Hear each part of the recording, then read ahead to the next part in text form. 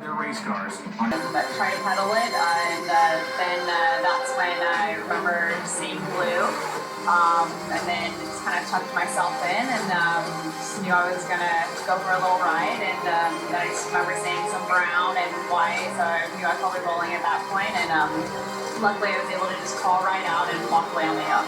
As you said, you didn't exit the car on your own. Your father, Mike, joined you at the top then. Your mother went to the hospital with you, and your sister, Gianna, made a post and said, "Welcome to the club." What does the support of your family mean?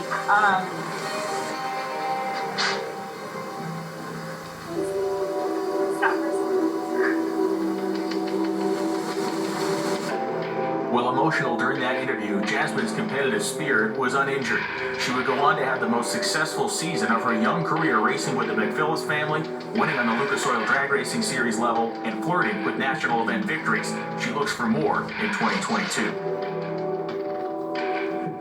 We weren't done in Gainesville quite yet. The Pro Modified Series provided a fiery wreck on qualifying during Friday evening's action. Brandon Pez and Dustin Nesloni left the starting line with Pez on the left-hand side of your screen, getting outside of the groove, crossing the racetrack and piling into Nesloni at top speed for one of the most fiery two-car wrecks the Pro Modified category had witnessed in years. The stunned crowd looked on as $500,000 worth of race cars skidded their way down the racetrack in flame and sparks.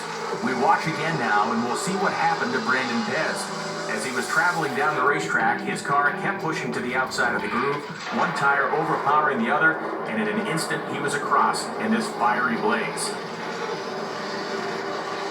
Amazingly, despite the massive impact, despite all the flames, and despite the long skidding stop down through the shutdown area of Gainesville Raceway, both Brandon Pez and Dustin Nesloni were able to get out of their race cars under their own power. Racing for the Janis family, he took their supercharged Camaro off the starting line next to Doug Winters and treaded too close to the center line.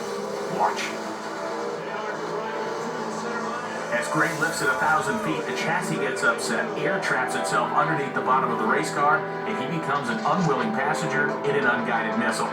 It was a heavy contact with the wall and a long slide on the roof as we watch again, Gray's car sliding sideways despite the fact he had the parachutes out and despite the fact he was off the throttle, the course had already been set. Gray's car nosed into the wall, slid for a long way down the shutdown area, but thankfully J.R. Gray, with the aid of the NHRA safety safari, was able to climb out under his own power, a rookie initiation into the... When we come back, we travel to Sonoma, California to watch the calamitous few weeks suffered by Tim Wilkerson. We'll find out where it all started. Right. Several weeks of bad luck began to rear its head. The driver of the Levi Ray and Schauf Mustang will never forget this run. Whoa! Huge explosion and a massive fire for Tim Wilkerson. An instantaneous and catastrophic mechanical failure caused the engine to explode with a violent fury we had not seen at all from anyone through the 2021 drag racing season. Wilkerson, inside the body, bathed in flame, was able to maintain control of the race car, despite the fact it was traveling nearly 300 miles an hour and on fire, and keep it in his own lane. We watch again. As the car explodes and heads into the shutdown area, Car Chief Richard Hartman immediately reacts on the starting line. The team put a plan in place, took any available crew members they could, and sent them back to the pit area to remove the backup car from the trailer. Wilkerson, only moments behind his crew, hugged his wife Krista and quite literally sprinted into the trailer to begin the work of preparing the backup car.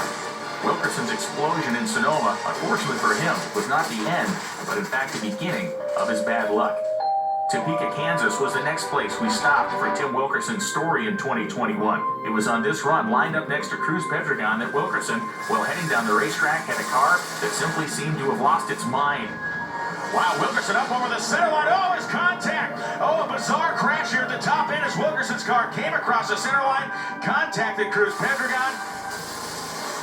As we watch again, we can see Wilkerson's car with cylinders out moving toward the center of the racetrack, and Tim, despite the fact he had the wheel turned all the way in the opposite direction, was unable to avoid Pedregon as he closed in on him at a rapid rate of speed.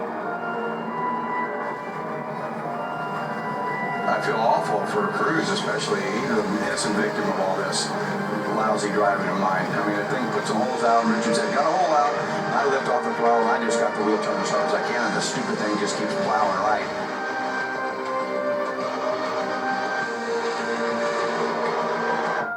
Their parachutes tangled, the two cars wagged like the tail of a dog across the racetrack.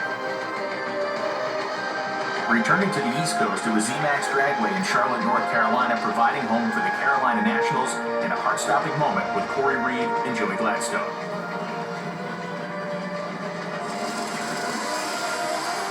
I remember this too. Joey Gladstone on the track, 6.9. Whoa, hold on, guys. Whoa, they got together at the top end and a wild ride down there in the shutdown area. It sounded worse than that. They actually caught on fire. Nobody cares about anything else. Of all the styles of incidents that can occur in the world of professional drag racing, contact between two pro stock motorcycles is beyond rare. Joey Gladstone, having to duck as Corey Reed's motorcycle flew over his head, was quite literally the first man on the scene sprinting up the shutdown area to get to his close friend and teammate Corey Reed. Emotionally distraught, Gladstone would ride to the hospital with Corey Reed, but then return to the racetrack to make a valiant final round appearance at Charlotte, North Carolina. Reed suffered injuries to his lower leg, but has made a full recovery and will ride again. Caught on fire too.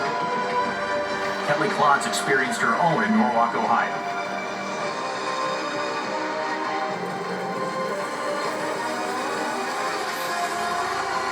Jerry ripping the numbers down low. Watch that Summit scoreboard. Top end of the racetrack, 691, 193 miles an hour.